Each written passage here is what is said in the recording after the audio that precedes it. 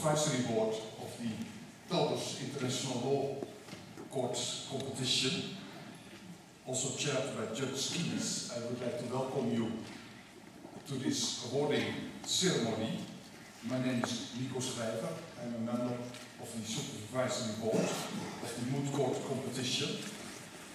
And I'm not quite sure whether the court has come to a conclusion. I understood they need a little bit more time for further reflection, so we do a couple of things before we listen to Judge Keys as the president of the court. I'm very happy that we can be back today as the Peace Palace. In fact, this is the 36th time that we have our Telders International Law Moot Court competition. And once again, it has been a fantastic year. As many as 25 participating teams, national rounds in 5 countries, in England, Romania, Ireland, Ukraine, the Netherlands. Of course, we very much miss our colleagues from the United Kingdom. The team which won probably got so much behind with their other university work, so they had to cancel their participation at the last moment. Of course, not only 25 teams, also as many as nearly 60 judges. And many came especially for this competition from abroad. In addition, and that is sometimes very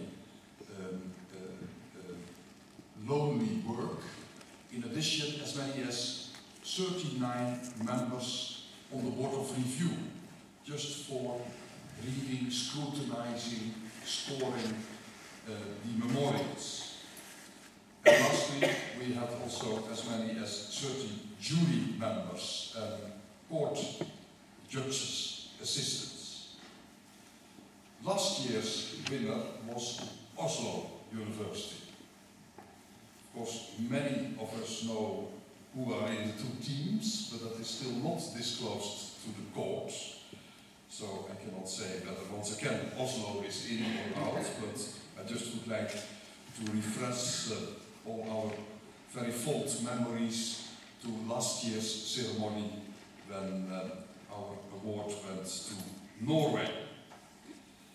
The president indicated to me that he still needs a little bit more time, so I think first we will listen to the alderman of The Hague, and that is Mrs. Ingrid van Engelshoven.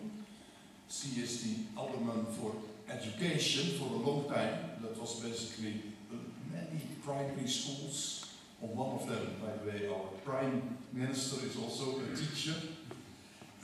Many secondary schools, but now more and more The Hague also has a university. So to serve as the alderman of education is a very wide-ranging job. Fortunately, we could book her long in advance for this Saturday morning in the midst of other important functions and political activities. So it is my great pleasure and privilege to give the floor to Madam Ingrid van Engelshoven as the representative of the city of The Hague, which is really our most faithful sponsor. As you know, it's not so easy, and you noted it also from the absence of coffee at certain times, to get financial support, but we really have one very faithful supporter, and that is the city of The Hague, represented by the Alderman for Education this morning. Thank you so much.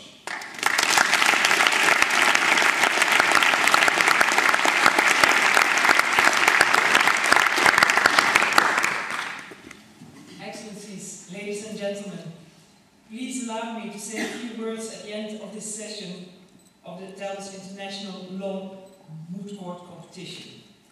Dear students and guests, welcome to the Peace Palace, and of course welcome to The Hague. The numerous international institutions and organizations in The Hague create a climate in which debate and exchange of ideas can flourish. and this event is a wonderful example of this. I hope you have all enjoyed the academic challenge of this Moot Court. To plead in the Peace Palace, these holy halls of international law, it must be quite an experience for you. This year, The Hague is celebrating the centenary of the Peace Palace. New York is the headquarters of the UN, but the court of the UN is here, in this building. And it's not alone. In many more places in the city, international organizations deal with issues of peace and justice every day.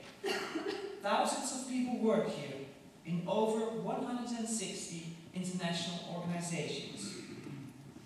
The Hague reflects the tremendous diversity of its international community thanks to the presence of so many international organizations, NGOs and multinationals. The Hague also hosts the world's most major law courts as well as diplomatic missions. And finally, there is the International Knowledge Cluster for Peace and Justice. The Hague is becoming, and Nico already said it a little bit, a global knowledge center of global justice. Campus The Hague of London University and the Hague University of Applied Science also offer various programs relating to international law. In June, the first intake of students will graduate from London University College, the International Honors College. LUC The Hague offers degrees in liberal arts and sciences that focus on the issues of peace, justice and sustainability. The picture of the presenting of The Hague is not new, but in the last decade we have become more and more aware of our status as legal capital of the world. And as a student, you were given the message: find out what you're good at and then try to fulfill all your potential. And that ambition applies to us as a city too. And we are working hard on it, more intensely than ever before. And it doesn't do us any harm. Every expat who works here is another job in the city of The Hague. And it's obviously no coincidence that the nuclear summit is being held here next year. Many heads of government will be in The Hague, including Barack Obama. Working for a more peaceful world is an ongoing ambition, and it requires our constant attention, and work is never done. Working together for a fairer world, that's something else that your generation must address. And I hope that the Telders Moot Court competition has motivated you.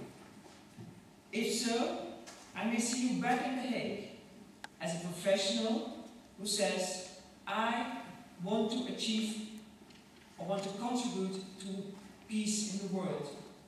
And when I do that, I need to be in The Hague. Thank you so much.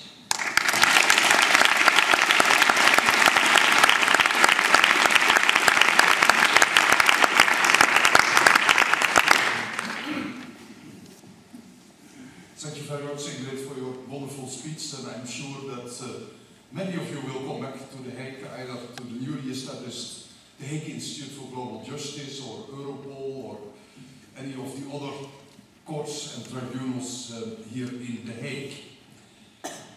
I now look to the President of the Court. Would you still prefer to have some more time, or shall we go to the big momentum? So then I'm very happy to give the floor to the President of our Court, Judge Keith. Thank you, Professor Schreiber. If I could delay the announcement slightly longer, and first of all say to the Alderman, first of all, it's great to be in the city and to have all the support from the city, the institution that I belong to now, and I know that that runs much more widely than the International Court of Justice. Last night, which interrupted a little interference with my preparation for this morning, we had 20 young Australian and New Zealand lawyers in our rather small apartment in The Hague for a party, for a get-together, and also to mark the fact that we were one day after Anzac Day, which for Australian and New Zealanders is the day when we commemorate the war dead. We actually commemorate a day when those young men in 1915 went ashore at Gallipoli and turned out to be a military disaster, not because of the great strength and fortitude of those young Anzacs, but because of very poor planning by another country which can remain nameless, and by someone from that country who became a very famous wartime politician in the Second World War. But I can leave that to one side, but it was really interesting to reflect on the fact that here we are nearly 100 years on from the opening of the Peace Palace, and it's not good to think of what happened the following August, but here was this group of young, tremendously talented people, just from those two countries on the other side of the world, who were now committed to the wider causes that the Alderman has just mentioned. So there was that bigger context in which people gather here for all kinds of reasons in this city. And there's a more specific point I would make as well about the great support that we do get from the city to this particular program, to the Telders Moot Court competition. It's always great to see representatives of the city here, and also, if I could be merciful about it, it's great to have their money, or the ratepayers' money as well, that helps support this organisation. Although, as Mecca was saying, I mean, one of the striking things when you hear the numbers of voluntary hours that go into this is that the real cost, if we were to cost it up and take account of all those voluntary hours, would be huge. And so we're very grateful for all of those who do make those wider contributions.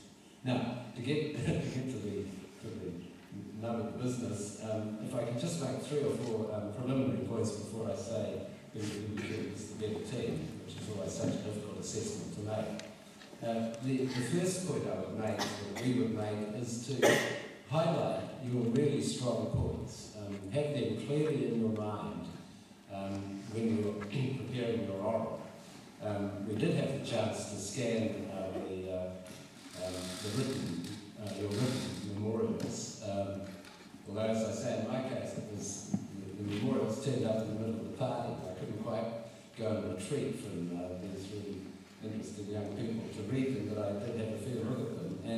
And there were some very good strong points there that didn't always come up this morning. So the first thing is to make sure when you have a short period of time, as is the case with this kind of competition, to really have your very best points at the top of your head and to make sure you get to them and make sure you make those points. The second point we would make is to think hard when you're asked a question. What is this question really about? Don't get flustered. Take your time. Think hard about what the answer, what the questioner is asking, what are they really interested in, and then take your time to provide an answer. Now, in some ways, the kind of process we engaged in here is a little like the process I was used to when I was a judge as a National Court judge in New Zealand. It's of course very different from the kind of process that happens in the Great Hall of Justice, where answers are given in a rather formal way after quite a lot of deliberation, sometimes in writing rather than orally on the spot. But that second point then is to think hard about the question and to think just what it is that the questioner is interested in. The third point is to be careful with authorities, to be very precise about what it is that the authorities actually provide. And this also relates to the question of just what weight do you give to different kind of documents, the issue that was raised in the course of questioning. What is the authority, what is the weight of this particular text? And then the last point is the one that was highlighted by this set of facts that you have, and that is about the real challenge of facts in this case. If a case like this was to go to trial in any kind of court, I think in respect, say, of the fracking issue, then there would be a great pile of factual evidence, and it would be a matter then of people getting properly on top of it. That was impossible in the context of today. But I think it's always worth reminding young lawyers and law students and so on that however exciting the law is, the facts will often be king. When I first became a judge in New Zealand, a friend of mine gave me a great New Yorker cartoon, just on the wall in my office here, in which you've got a lawyer, counsel, urging the judge, saying earnestly to the judge, "Please, Your Honour, can we put the facts to one side for a moment?" Well, we can't actually. Whatever your legal theory might be, the facts may just teach you. Well, with all of that, I've come to a shared conclusion, which is one that's always difficult to reach between two very good teams, very well prepared and so on. But we concluded in the end that the applicants had bettered the argument. So congratulations to the applicants.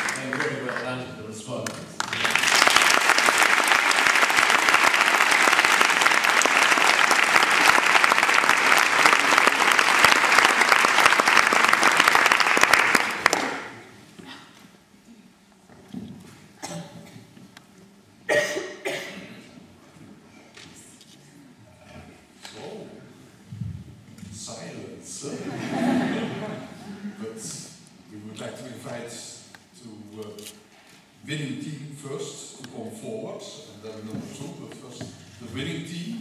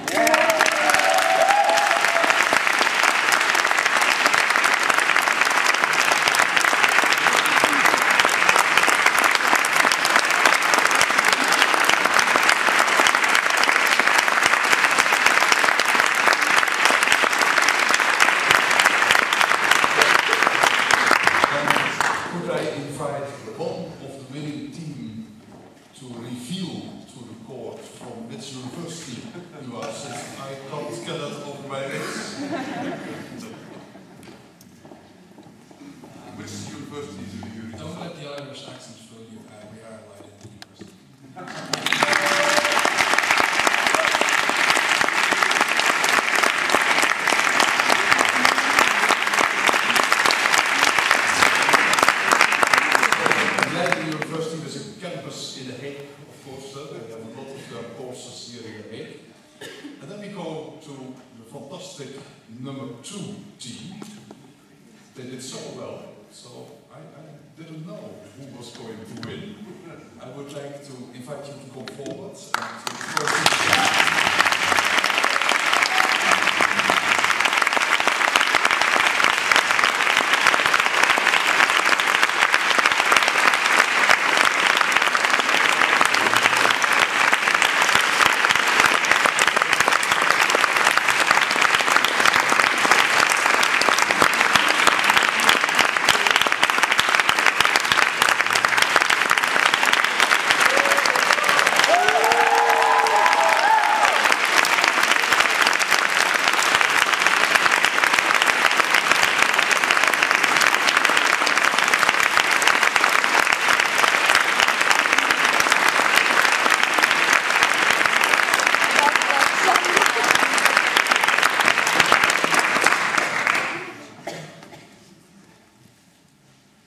So now I can reveal that they come from Northern Europe. It's the University of Helsinki.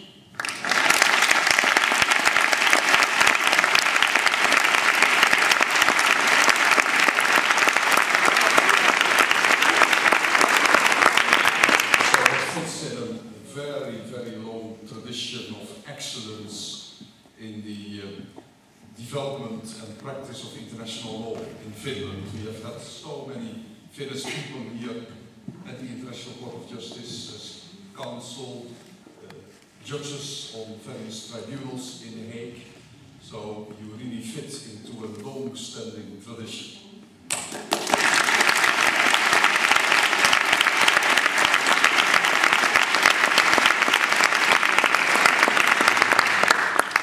The judges have been working extremely hard this morning.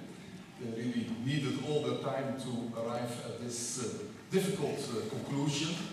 So I also would like to applaud the three-member court presided over by Judge Kenneth Keyes, judge on the International Court of Justice, by Professor John Ducott, judge ad hoc on the International Court of Justice, and by Mr. Willy Brood-Davids, the former Chief Justice of the Supreme Court of the Netherlands. Also a big hand for our judges.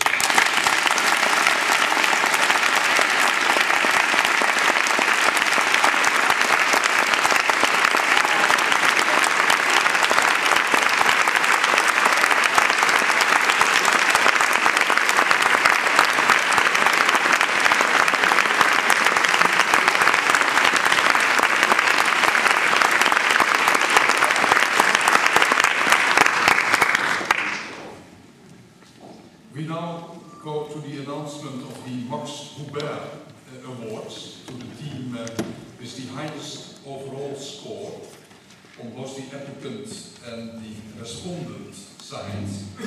And I'm very pleased to recognize the legal advisor of the Swiss Embassy here in The Hague, Mr. Jan Skalski, and he will announce the two winners, please.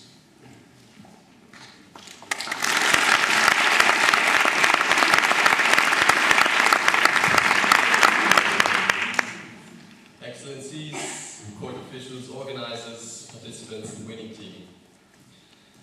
It is an honor and a pleasure for me to be here today at the Telders International Law Moot Court Competition Award Ceremony. This competition provides a platform for court officials, students, academics to come together in order to advance their understanding of judicial proceedings, the rule of law, civil society, and fair play. It is a unique way of advocating the extraordinary work of the International Court of Justice around the world. And the pleasure is also very personal for me today because I used to participate 4 years ago in the Telders Moot Court as well. We didn't win, but I cannot even say it's unfortunate because the experience I had, and I can still use this today after my initial first years with the Foreign Ministry of Switzerland dealing with international law. It's still helping me sometimes, the experience I've had with dealing with stress, having a good overview over transversal view also of all the topics that can be raised in international law and how these topics can interact with each other, the humanitarian law, human rights law, diplomatic law, etc. But I will keep it short because I know you had probably many statements this week to listen to. So I just want to point out that the Max Huber Award will be presented today to the team that has earned the highest overall score on both the applicant and the respondent side. But before I hand over the award, and for those who don't know Max Huber, allow me maybe in this respect to just say a few words about him. Max Huber was born in Zurich in 1874, studied law at the universities of Lausanne, Zurich and Berlin. Huber taught international, constitutional and canon law at the University of Zurich from 1902 to 1914, and retaining his title until 1921, but could not teach due to World War I. During the war, he advised the Swiss Defense and Foreign Affairs Ministry. From 1922 to 1939, he was a judge of the Permanent Court of International Justice and served as the court's president from 1925 to 27. From 28 to 44, he was the president of the International Committee of the Red Cross, and he also acted as the arbitrator in the influential Islas of Las Palmas case between the United States and the Netherlands in 1928. After retiring from the Red Cross, Hugo published several articles on international law prior to his death in 1960. I would like to take this moment to express my appreciation to the Hochschule Center for International Legal Studies for organizing this edition of this impactful event. And I would also like to express my gratitude to the judges and the professors for being part of this fruitful exercise, and of course congratulate all the participants on their efforts. I had the chance to listen to it just before I arrived, and was really impressed again by the arguments and by the performances. I finally would like to applaud the winning team on their achievement. Thank you very much.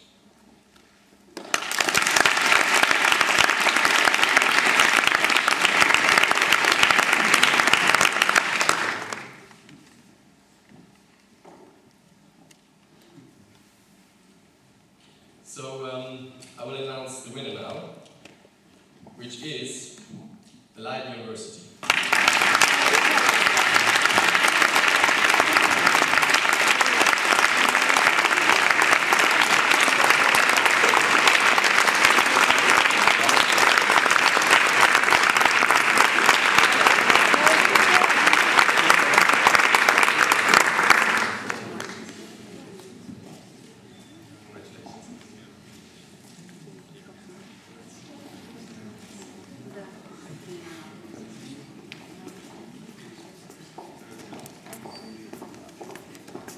Thank you very much, Jan.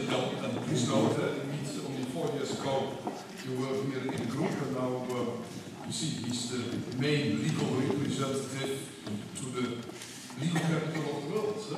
So what is happening to an alumnus of the Telders International Law Moot Court competition. We now move to the Carnegie Foundation Awards for the best memorial for the applicants, and also for the best memorial for the respondent. And the Carnegie Foundation will be represented by Mrs. Ingrid Kost from the Peace Palace Library. Ingrid, please come forward.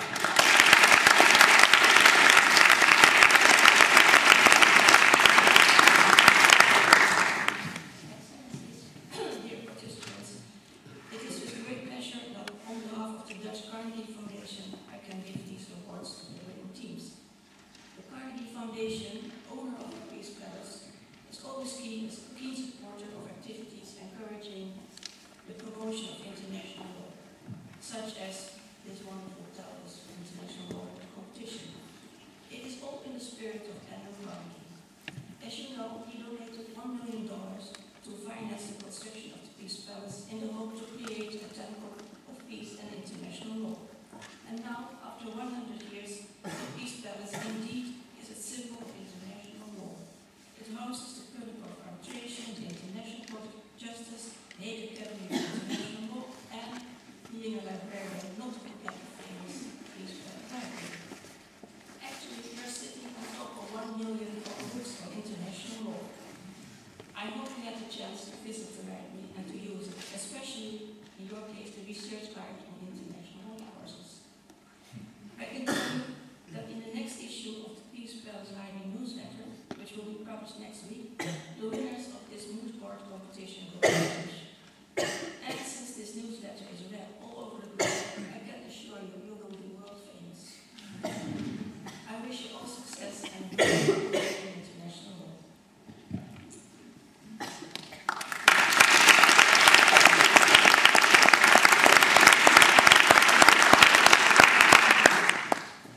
And the Carnegie Foundation Award for the Best Memorial applicant goes to Utrecht University.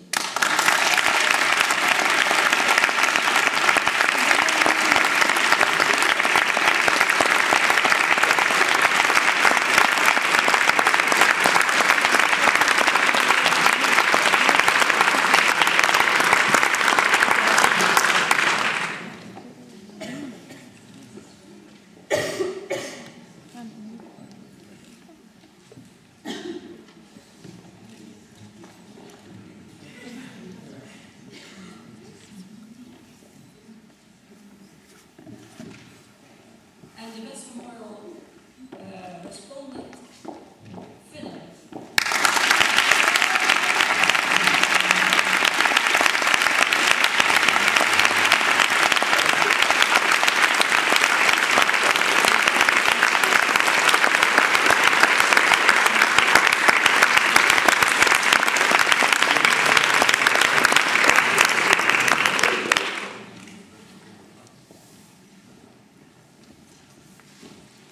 Thank you, Ingrid. For a moment I was thinking you were going to over $1 million. But in fact it's much better that we concentrate on the 1 million books here in the basement rather than being distracted by how to spend $1 million. Any case, $1 million of thanks to you and through you to the Peace Palace for hosting us once again. I think all of us will agree that this was a very difficult case. The most sophisticated, with all kinds of tricky elements. You must have read more or less 1 million of books in order to be able to draft such a case. Well, let's hear from the 2 case authors how they did it. So could I invite, and nobody I believe knows in the room who are the 2 case authors, but could I call on Madam Yang Shen and Mr. Michael Becker, the 2 authors, to come forward.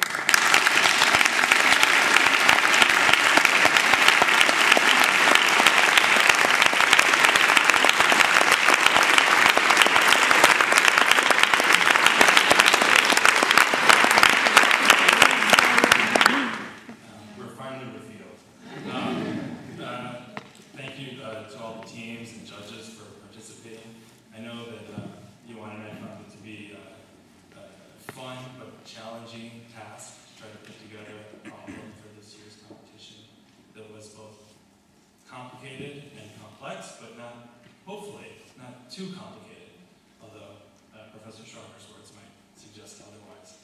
I know that from serving as a judge on one of the sessions earlier this week and from reading some of the memorials, I'm gratified to see how much time, effort, I know the teams put into trying to untangle the mysteries of this problem.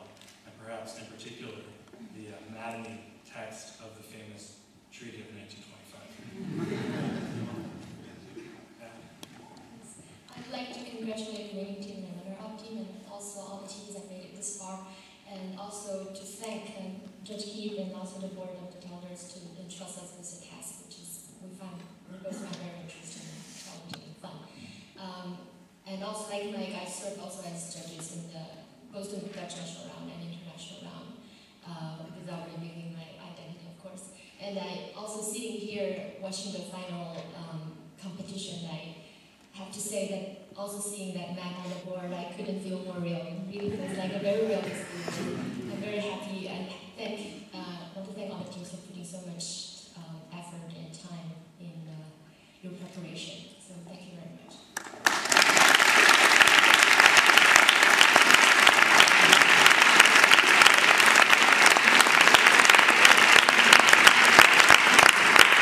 Most of them work with staff as legal officers on the International Court of Justice.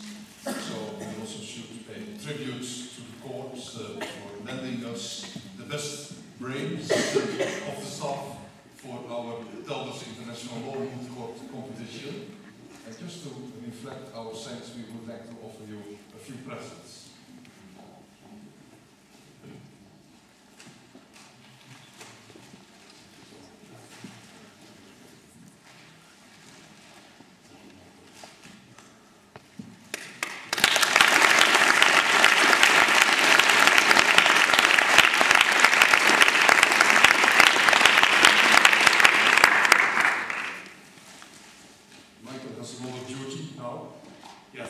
falls upon Yuan and me to announce the awards for Best Oral Pleadings in the competition.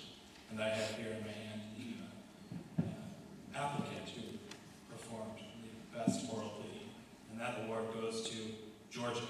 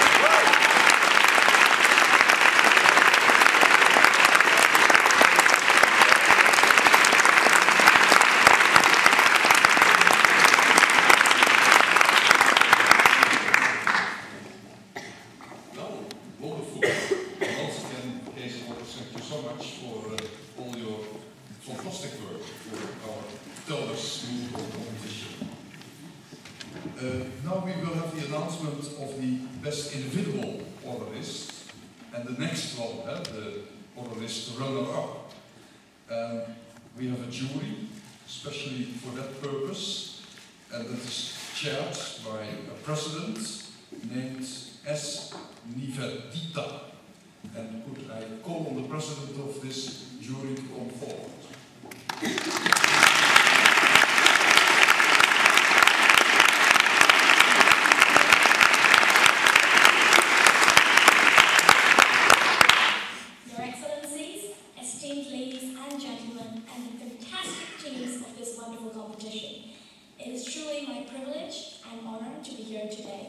And to see the amount of talent present in all the teams that I've seen the last 2 days. You guys are absolutely fantastic, and no matter what the result, I really hope the experience goes with you a really long way. So, without further ado, it is my pleasure to announce the runner-up for the Best Oralist Award goes to one of the participants from the team from Romania, Ms. Irina Garlasen.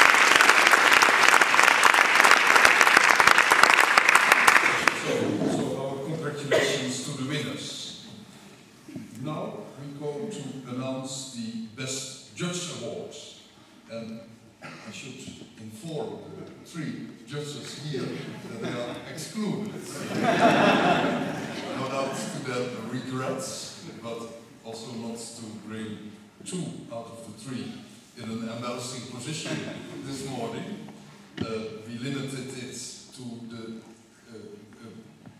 days of Thursday and Friday. And could I call on Ms. Sarah Friedrich to report the findings of the jury?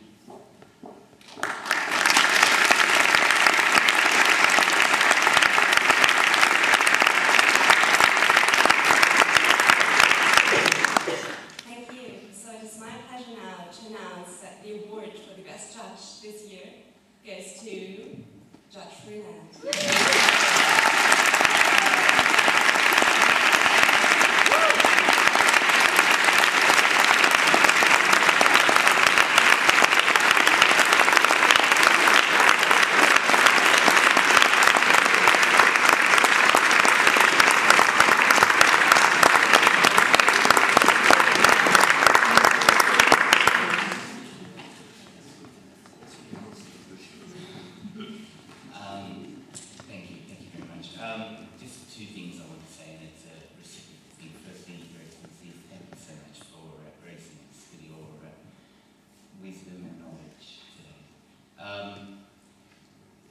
so many wonderful judges that come here, and I think for all of the students who participate every year, it's a real privilege, I think, for you, and you should really recognise the quality, the integrity, and the nature of all of the judges who come, who really are, you know, they go out of their way to provide you with guidance and assistance, but there are some extraordinary people in this, so it's a privilege for you, but it's a reciprocal thing, and I think I can speak on behalf of all of the judges to say it's an absolute privilege for us as well to come every year and just find the enthusiasm, the knowledge, and the abilities of people who are passionate about what they believe in, passionate about international law.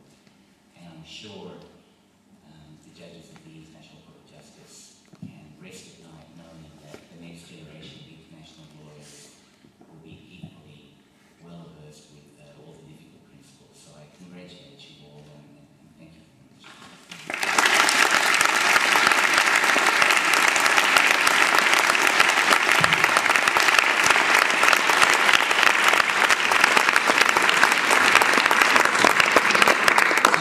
Judge, and also the congratulations on the supervisory board. It becomes a bit of a tradition. I believe you came here already 3 or 4 times to receive this award. So it's very good to note that you keep up to level. We now move to the award for the outstanding team effort, and that will be presented by Mr. Frocke Eleveld from the Telders Society of International Law.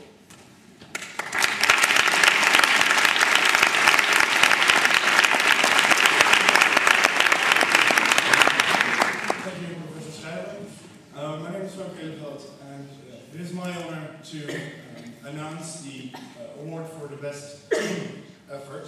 And this year's award goes to the team of Georgia.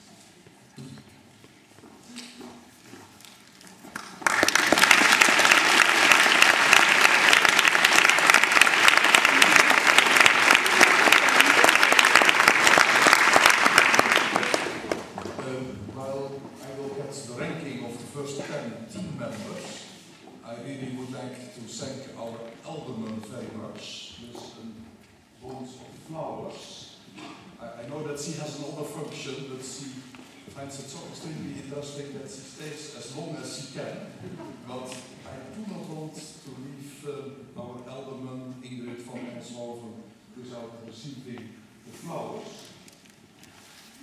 And we fully understand if at a certain moment you really have to go to your other function. So thank you.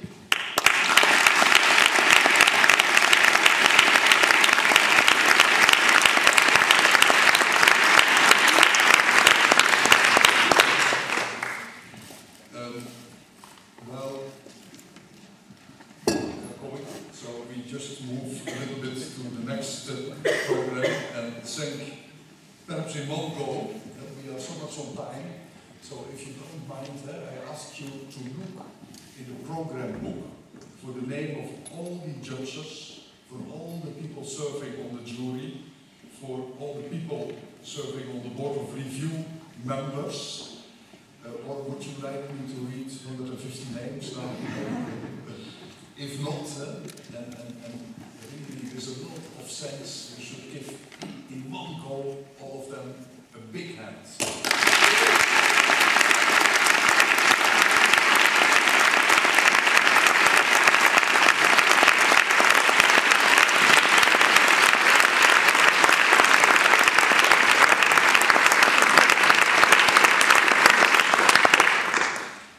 Well, this is also a very, very special moment because of course you know number 2, the fantastic University of Helsinki.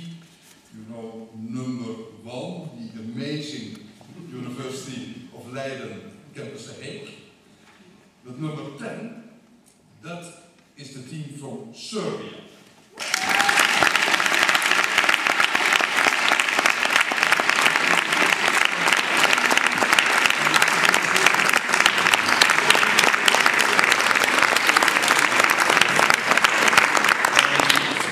We stay in the neighborhoods because number 9 is La France.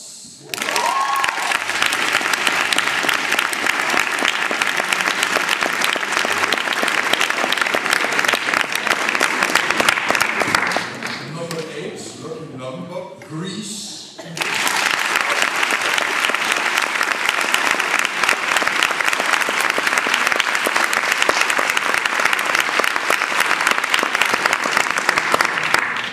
Number 7, a neighboring country, Italy.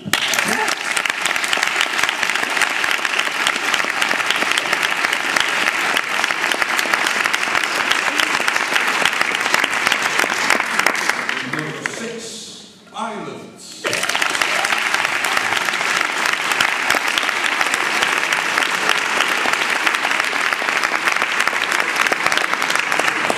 Ireland sitting over there. Very good, congratulations. And then number 5, I believe, yes, Austria.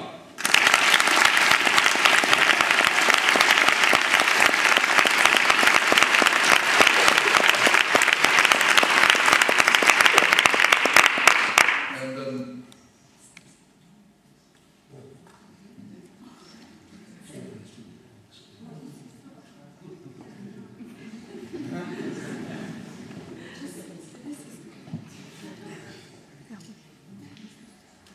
we are still calculating, huh?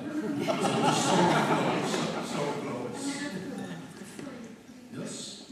Then number 4, the Netherlands through Utrecht.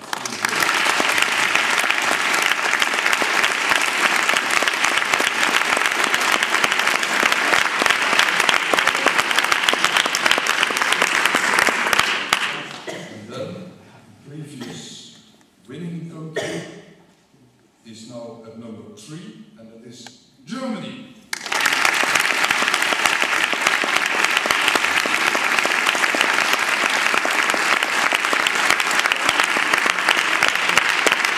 And of course we gave already a big hand to Finland and the Netherlands to Leiden.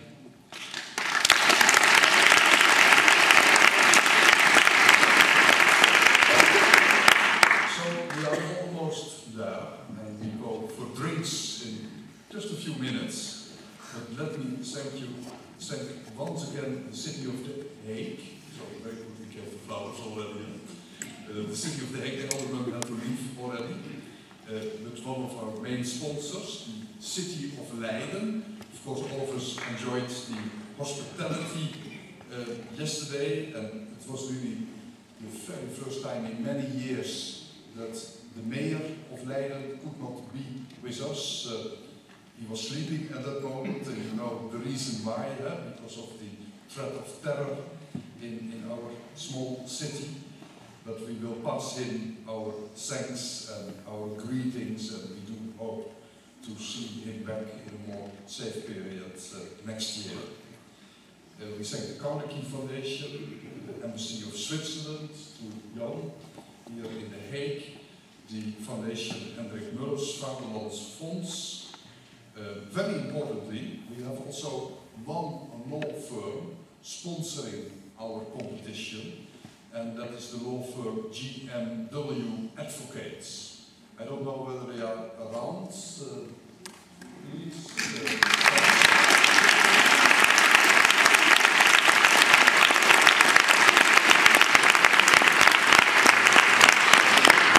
We are so happy with the warm support and of course some financial support from your law firm, and we hope that will be the case in many years to come, if I may say so. Lastly, we have the Cornelis van Vollenhoven Foundation of Leiden University. Then we have a number of publishing houses, Brill, Martinus Nijhoff, TMC Asser Press, Oxford University Press, the Leiden Journal of International Law, the Springer Verlag in Germany, our own bookshop, Van Stockholm, here in The Hague.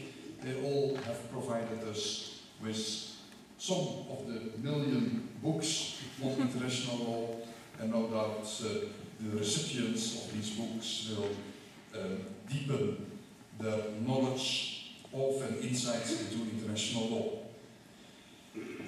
Lastly, we also thank very much the students who supported the teams, and many other students, volunteers, former participants in the Telders Moot Court competition, who helped us out as a judge assistant, as a timekeeper, as somebody opening the doors or buying flowers. Thank you all.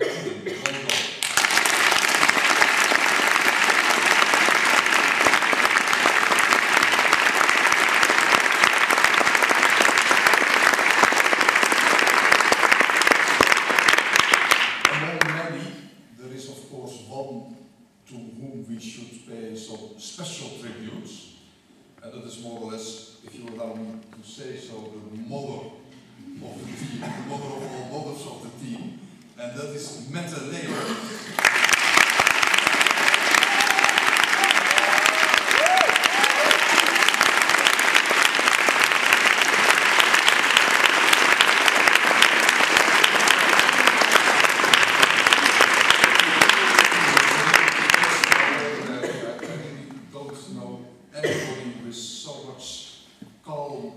Charm and efficient leadership, and that's the reason why I always use my own flower shop. We don't live so far from each other, so Mette agrees that these flowers go to you would like to speak, I believe, on behalf of me as well, and on behalf of the supervisory board.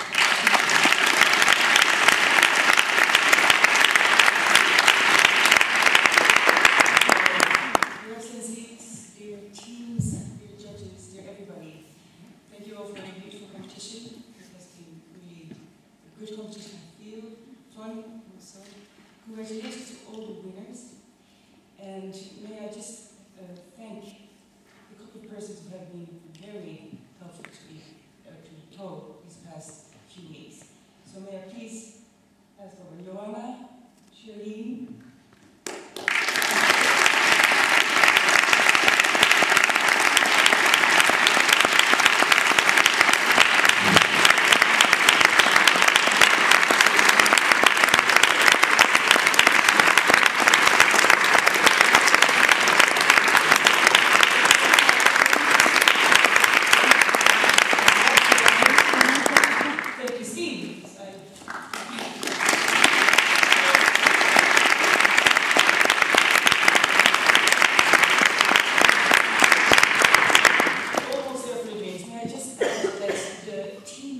with your certificates are at the tow desk, so per team there's one bag, so please during your drinks you can pick them up. Also the scores, there are score sheets, we will hang them now at the whiteboard in the main hall. And all the, so there are a couple of papers only, and via email every team will receive all the certificates on Monday.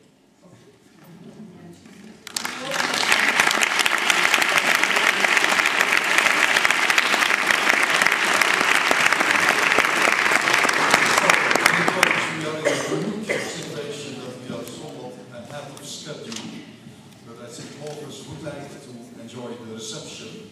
So on behalf of Judge Keys and the other members of the supervisory board of the Telders International Law Moot Court competition, I invite you for the reception, and I very much hope you enjoy it.